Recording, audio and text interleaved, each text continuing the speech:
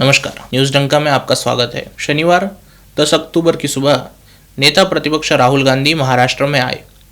यही कोल्हापुर में उन्होंने अपने साथी नेताओं के बीच छत्रपति शिवाजी महाराज के पुतले का अनावरण किया। इस अवसर पर भाषण करते हुए उन्होंने हमेशा की तरह संविधान दिखाया और कहा कि संविधान बचाने की काम सिर्फ कांग्रेस ही कर रही है। इवेंट छत्रपति शिवाजी महाराज के पुतले का अनावरण था।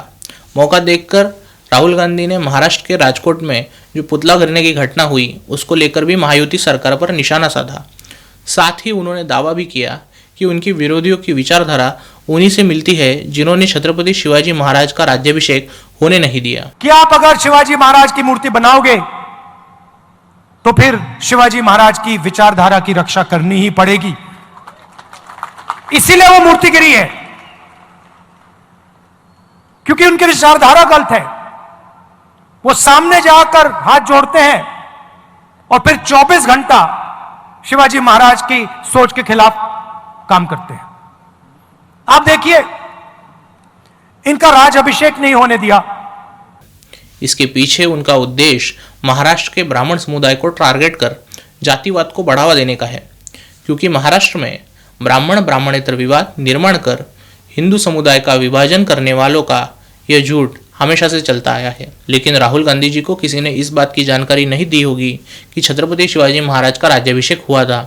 यह राज्याभिषेक महाराष्ट्र के ब्राह्मण गागा भट्ट जो काशी में थे उन्हीं के नेतृत्व में महाराष्ट्र के ब्राह्मणों ने ही किया था। एक राजा का वैदिक राज्याभिषेक हो रहा हो तो कई हफ्तों तक ब्राह्मणों का भोजन होता है, जिसमें भोजन और दक्षिणा के साथ ब्राह्मणों के संतुष्टि की भी प्रयोजन होता है। वही शिवाजी महाराज का राज्याभिषेक यह कोई आम राज्याभिषेक नहीं था। भारत में शतकों के अंतराल के बाद यह राज्याभिषेक होना था। ऐसे में कौन सा ब्राह्मण उन्हें रोक सकता था? इस तर्क का भेदन राहुल गांधी करे ये मेरी अपेक्षा ही गलत है। लेकिन ऐसे स्टेटमेंट देकर राहुल गांधी महाराष्ट्र में ब्राह्मण ब्राह्मणेतर विवाद को बढ़ावा देकर हिंदुओं को कमजोर करने की एक और कोशिश कर रहे हैं। वरना आप ही सोचो, कौन सा भाजपा और शिवसेना का नेता शिवाजी महाराज के राज्याभिषेक को रोकने के लिए गया था? क्या महायुति के किसी नेता ने महाराजा के राज्याभिषेक के मुद्दे को लेकर सदन से वॉकआउट किया था? फिर आपने इस झूठ को राजनीतिक स्तर पर क्यों उछाला? बाहर के राज्यों में राहुल गांधी जनेऊ निकालकर दिखाते हैं। उन्होंने अपने आप को दत्तात्रेय गोत्री भी बताया है, लेकिन महाराष्ट्र में हिंदुओं के विभाजन के दुष्ट हेतु से झूठ का प्रचार कर रहे हैं। आगे राहुल गांधी ने घोषणा कर दी,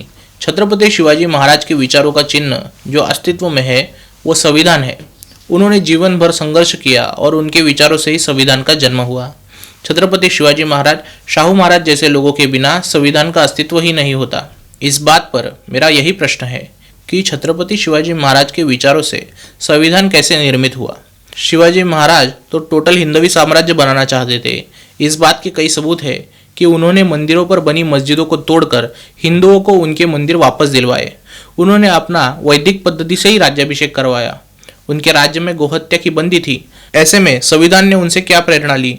यह बात जरूर है कि संविधान के अनुच्छेद 48 के अनुसार गायों और बछड़ों का संरक्षण करने की नीति निर्देश दिए हैं, लेकिन कांग्रेस इस संविधान की रक्षा कैसे कर रही है? कांग्रेस के नेता तो खुद गाय काटते हैं, वो भी इसीलिए कि उन्हें संविधान निर्देश का अपमान करना है। इसका मतलब जो शिवाजी महाराज के शासनकाल का एकमात्र गोहत्या बंदी का आदेश संविधान के नीति निर्देश में दिया हुआ है, कांग्रेस उसका ही विरोध करती है।